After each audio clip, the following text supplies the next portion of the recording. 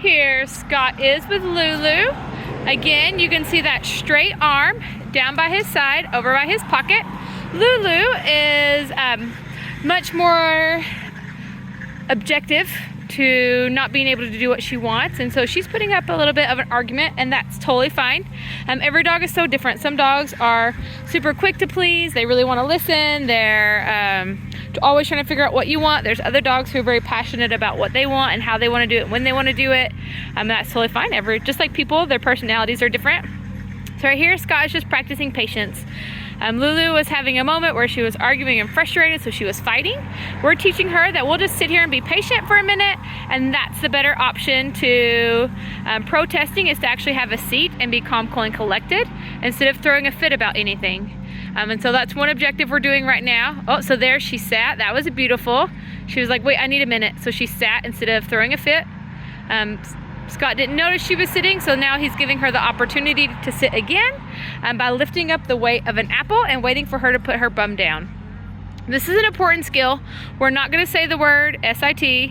We're not going to push. We're not going to lift really hard. We're just lifting up the weight of an apple, and we're teaching Lulu to give to that contact pressure of the leash.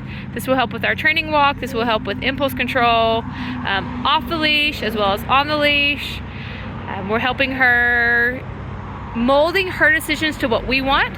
So we're not telling her what to do. We're holding this constant pressure so she can think it's her own idea, so that it's easier to get her to do what you want by making her want to do what she wants, but what she wants is what you want, if that makes sense. So he's just holding this constant pressure on. Some dogs are really quick with it. Some dogs take a while. Once she gets the hang of it, she'll get really fast with it with us, but then she'll probably have to work through that with each of the owners, each of the parents also, because they'll need to earn that respect, and she'll have to learn how to give to that pressure for them also. There, and as soon as she sat, he released that pressure. That was what we want. Look how good that feels, how nice that is. Sitting in this patient reset is awesome. You can do it for 20 seconds, you can do it for 20 minutes. And you're teaching the dog to just be able to sit here calm, cool, and collected. So that way someday we can go to a restaurant, we can go to a rodeo, a parade, whatever that is, and the dogs can just chill with us and be our partner and not be reactive to whatever is going on around them. So before we start talking about the reset and her having that moment, we were talking about his hand position. His hand is beside him, slightly behind him, kind of near his back pocket. His arm is straight down, and he has a short but loose leash. So there's only like a couple inches in that leash that you can kind of see there's like a J in it, right? There you go. You kind of turn it so you can see it good in the shade. That's what we're wanting. We don't want it too long. If it's too long, she'll be ahead of us before the pressure's ever on the leash. And we don't want it too short, because then there's always pressure on the leash.